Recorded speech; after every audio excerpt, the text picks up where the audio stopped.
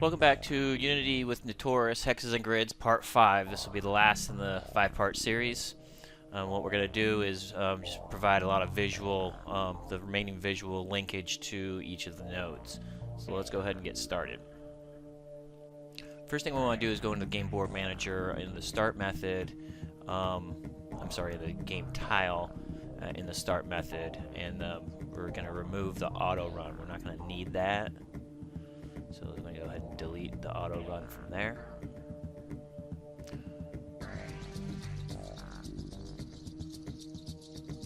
And then what we're also going to do is remove the auto run and then show geometry from the start method as well.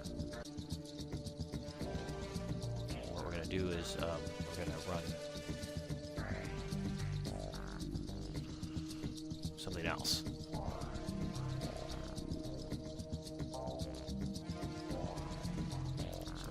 If auto run is true, we're going to run initialize neighbor or node. Let me create a couple of these methods here real quick. So initialize node, initialize neighbor, and then we're going to have a coroutine here called initialize neighbor coroutine. This will be an IE numerator. Might as well set that up now.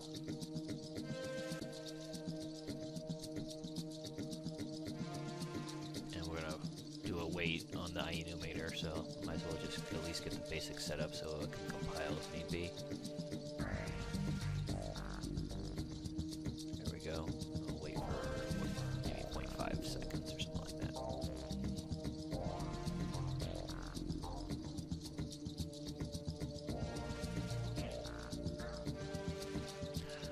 So what we're going to do is we're going to run this initialize neighbors routine.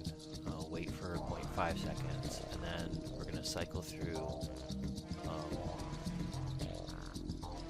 the mNeighbor tiles, the tiles that we got, basically a list of tiles, the list of neighbor tiles that you currently have. And we're going to go ahead and initialize them. So basically running the initialized node of each of the game tile objects.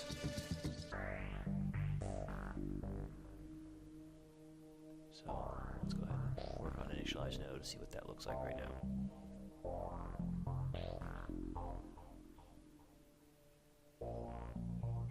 Here's where we'll show the geometry, and we'll initialize the neighbor. We do want to make an isInitialize variable, Boolean variable here.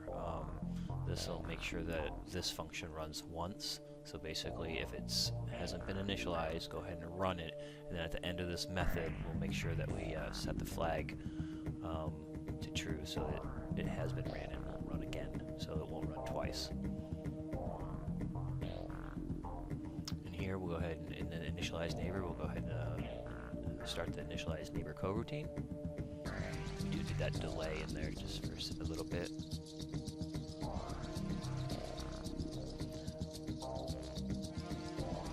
And then the Game Board Manager, what we're going to want to do is add a new method.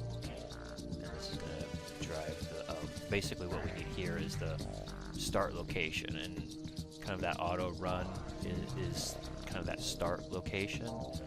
But given that we're procedurally generating our map, we can't manually flag that. So what we're going to do is randomly pick up a value and then feed that in, so that'll be the starting location. So what we're going to do is the auto run in this Game Board Manager is not used, so I just reuse that as start tile and just reset that to a game object instead. So the tile object itself does have an auto run, but the Game Board Manager does not. So we're going to go ahead and set the start tile to the first index 0 of the array or the list, so at least we know it's working. And then what we'll do is add a random range later on. So then what this is going to do is just turn that auto run on that one tile that we just picked up. I do want to go through here again since I have made modifications to the Game Board Manager to make sure that all of these didn't reset, and they did, so fix that real quick. just want to make sure that in the game tile auto run is should be turned off. I accidentally just turned that back on, so I'll have to fix that. But coming into the prefabs and also unchecking them, make sure that it's not selected by default. And then the code itself will select one tile for auto run, and that's what will kick off the visual effects for everything. So initialize node. There we go.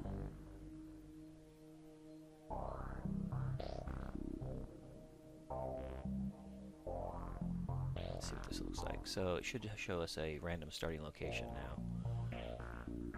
I mean, it starts at 1, but it's building from that one location outwards. If you notice, it's not all popping up at once. And then the diagonal movement, it's going diagonal as well. So what we do is add that random location. Now that we know it works, let's go ahead and add that random location into it, and then see how that looks. We just feed that index a random range, and that random range will be the size of the list, right? So the tile list itself, and there should be a count. So we'll just feed that into the upper range, so 0 to the total count of the array itself, and then there we go. Bob's your uncle, so to speak.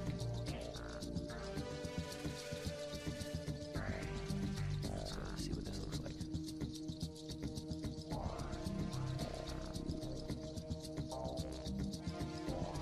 There we go. Started at a different location and building out from there. That looks good.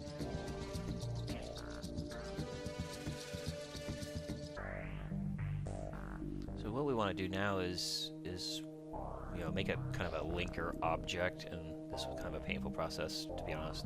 I don't really like Pro Builder that much, and you can't really set the pivot very easily. So what we want to do is just make a little, you know, rectangle. But what we do want is that the pivot point is at the end of the object itself. Try and get this lined up and get it the right size. So if you notice, I need that pivot at the other end of the game object, which is what I'm kind of, you know, modifying. I did have to do this a couple of times. The pivot's still way over there, so I have to fix that. Set the world coordinates to 0 first, just to make sure everything looks normal.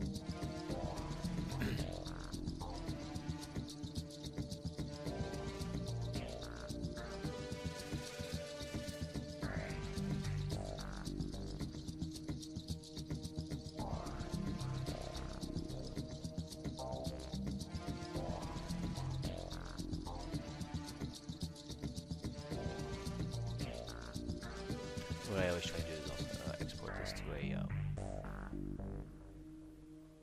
OBJ file, in case you need it for later. I always have problems getting the actual game the mesh sometimes disappears, so this is where you can grab that mesh.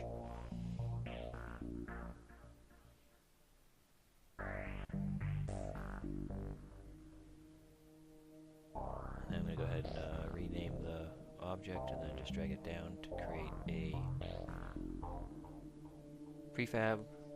We also want to make sure that we add, what we're going to do is create a linker script, and we'll add that linker script to this new prefab that we just created.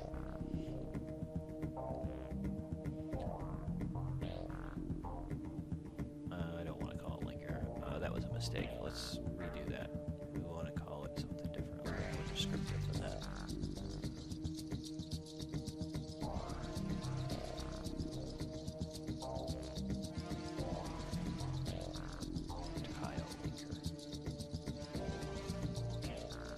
Here we're going to go ahead and delete the update and start methods. We're not going to need those. We're actually just going to have one method in this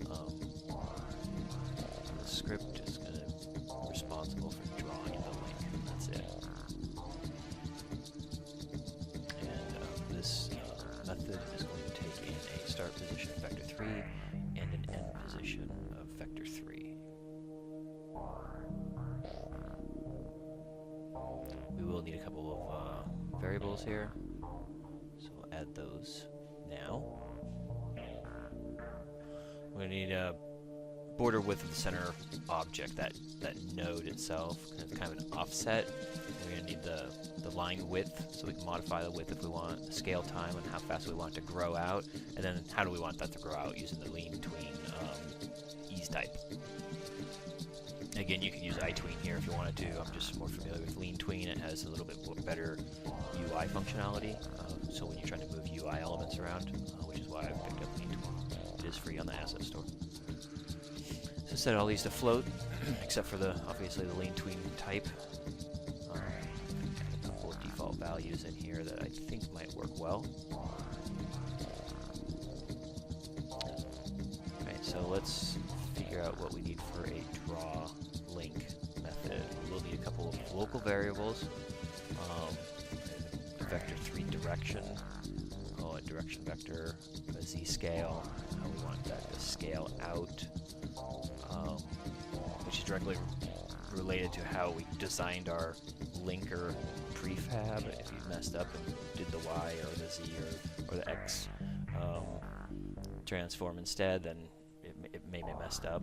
We'll see that later because I did do that incorrectly. First, we're going to go ahead and set the local scale. And this is the linker object, so this is what's going to grow out from the tiles themselves to link them all.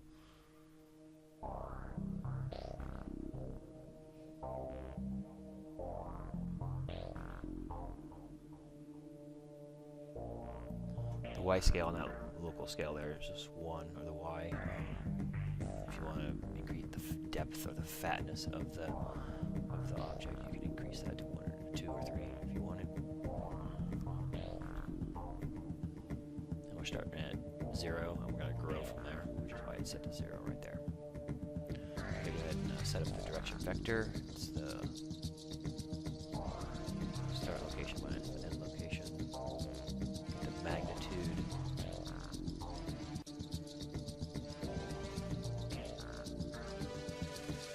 Feed that into Z-scale.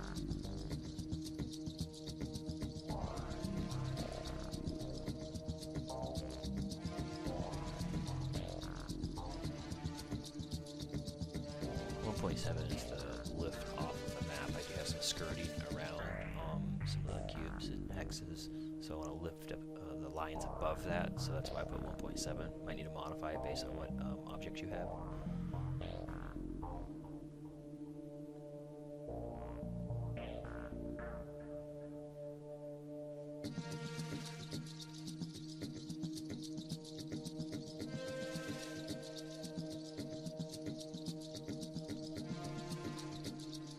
Set the local rotation and then the position as well.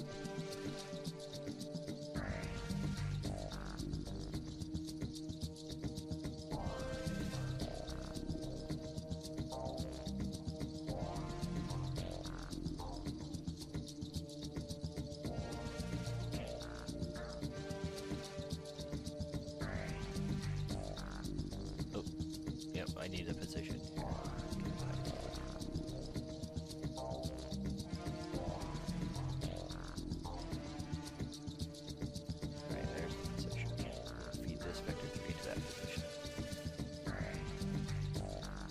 Rotation is have that quadrillion look at, or look in the direction of the start position, or the vector direction.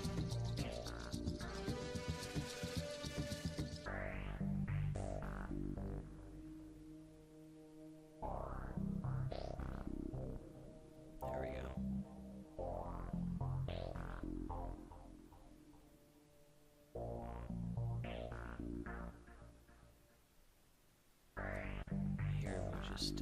Actually, this is how we're going to grow that line from tile to tile.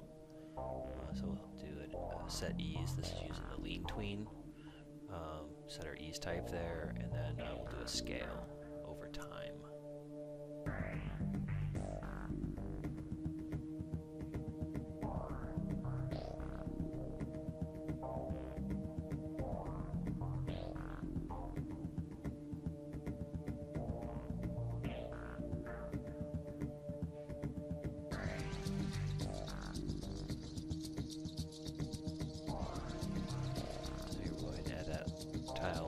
script to the linker game object prefab.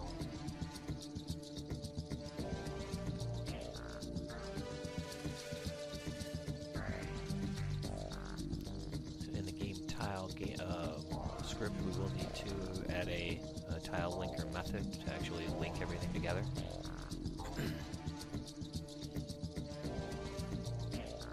So we'll need to grab that link object, game object as well.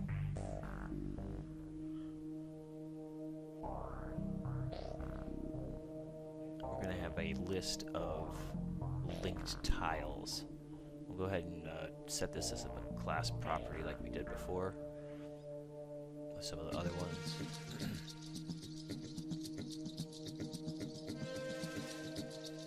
And it's just a get accessor.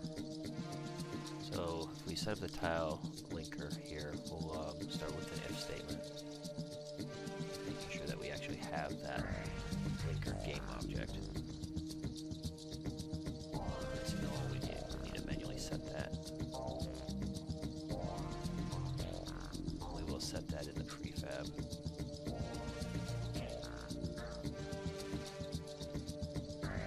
Air coding, so we know if it bombs out, where it bombs out at.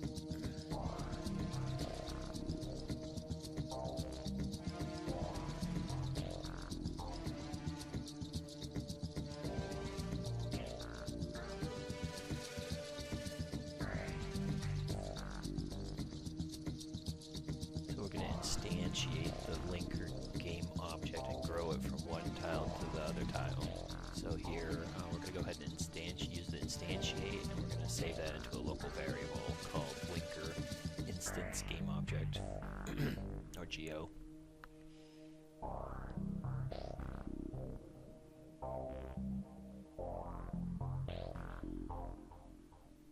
So here's where we instantiate and set it.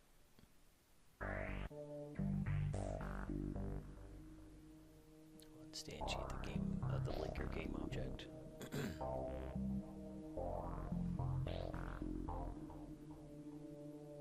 At the position of this object itself, because this is the game tile.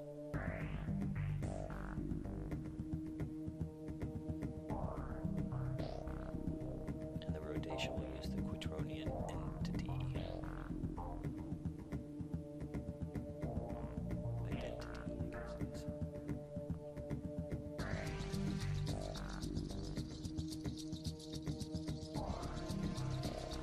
We also need to make sure that I have a reference to the linker itself.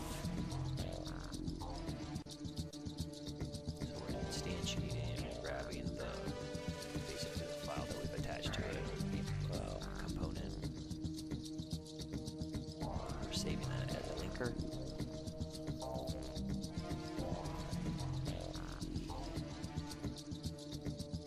Make sure we can actually get that component, make sure it's not null, so do some error checking again.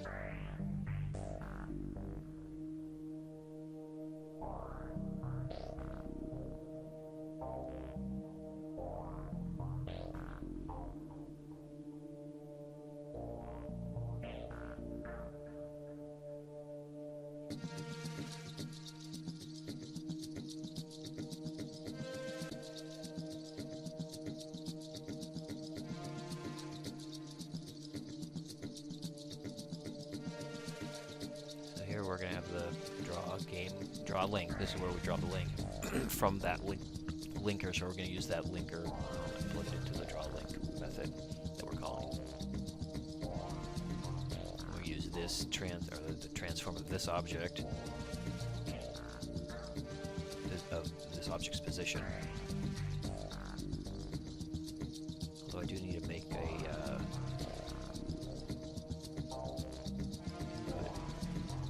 argument here. I forgot to do that. And it needs to be a list of just a game object.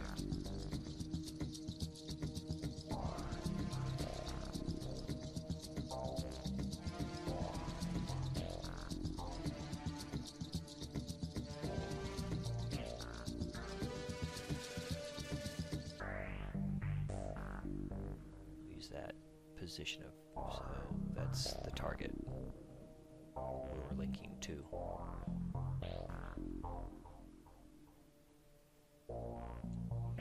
once they're finished linking, we're going to have a couple of other statements here. Basically what we want to make sure is that once it's linked, it's not going to keep linking. So like if its neighbor it has a link, it's going to link back to the previous one. So if you start at cube 1 and cube 1 goes to cube 2 also goes back to cube 1, and then cube 1 goes back to cube 2, and you can kind of get into an infinite loop there. So what we're going to do is make sure that once your link is made, it's not going to try and link again.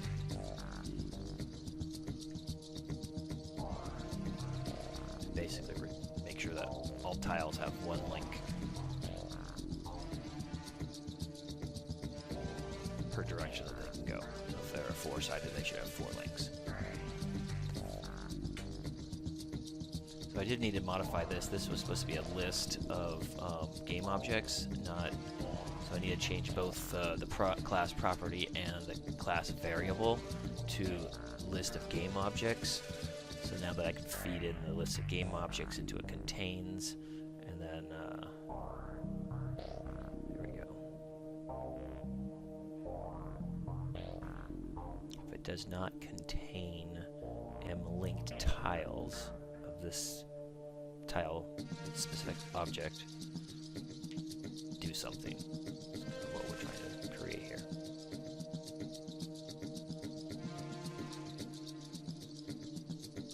And what we're going to do is, if it doesn't contain it, we're going to add it to the list.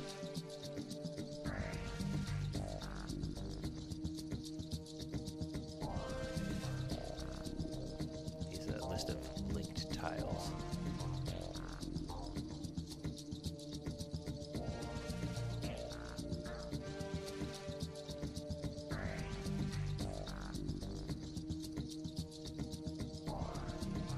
Sometimes you have to compile it and grab the new methods if you've just created them.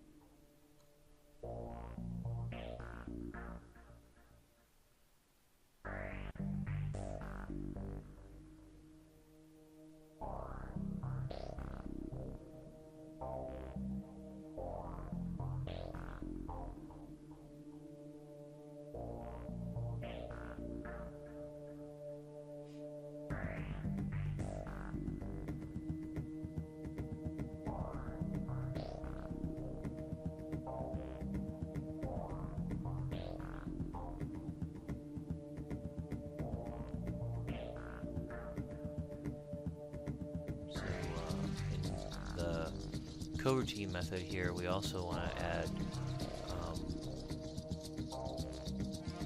grab this contains here, and then we want to add a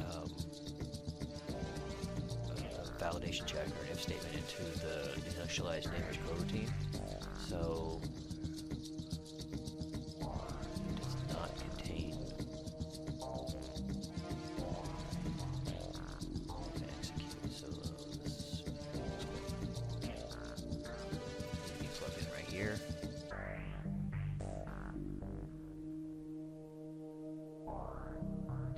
So we're going to run an Initialize Node if it does not contain. And we're also going to run the linker in here too. Squeeze that in right there. And we're going to linker of each of the game objects. So what we need to do is modify each of the prefabs. Tile prefabs, so they have the linker game object in there. We just drag and drop that in there. We have it listed as the linker geo. There we go.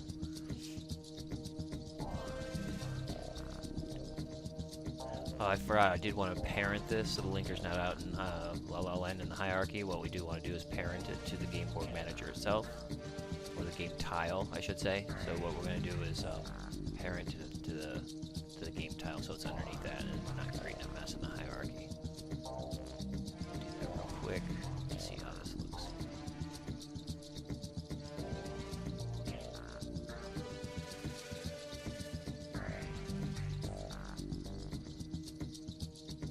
Did notice I had something wrong here. Let me add this in. This needs to be not. Does not contain last if statement. The linker method. In the game tile, we want to make sure that show nodes is turned off and auto run is turned off. We also want to make sure that the linked tiles is a public. That seemed to be problematic having it private. So what we should see is some kind of linkage going on here. We see some stuff growing, and it's growing in the right direction, it looks like, but the links kind of looked messed up. And that's really, you have to go back into the linker prefab that we created and play around with that. I do notice that if you create a prefab, sometimes the mesh is missing, which is why we export it to an OBJ. We can grab that mesh. I did mess around with it a little bit and change it. It was actually going down the Z or Y axis instead of Z axis or something, so I messed around with Pro Builder and did it in the opposite direction that I had before. Also notice I had a linker prefab underneath the tiles, and that shouldn't be, so I removed it. So I just double checking to make sure that there's no linker under any of the prefabs. That was creating some artifacts as well. Now it looks like it's growing like we want it. Do need to play around a little bit more in Pro Builder on the link to make sure that the link itself is the right size. I notice it needs to be a scale Z of 1. X is 0.05 and Z is 1. So that should need to fix that a little bit in Pro Builder, and then we can come back and look at this. Do want to make it a little wider as well, probably. Let's see if that fixed it.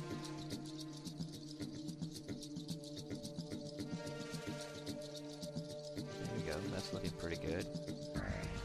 We do want to maybe raise it up a little bit because the skirting around my tiles is a little bit higher than I expected. So we had 2.3 here. Change that to 2.7. That should raise up the lines. What we want to do is probably later on get the kind of the bounds, the height bounds, and then, you know, depending on the offsets, you feed that into a variable. But at this point, we can just manually set that. There we go.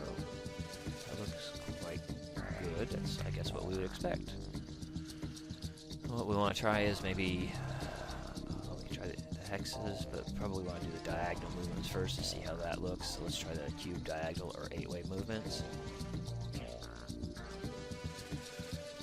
Nice, that is looking awesome. So this actually, we'll try hexes here as well, but this concludes our 5-part series on making hexes, a procedurally generated hex map or cube map, and getting the neighbors and linking those neighbors with the neighboring nodes. So yeah, this looks like it works pretty good. We'll try this last one out, make sure that the flat top to hexes are working as well. And the random location looks good, and it's all growing out as expected. So great, thank you very much.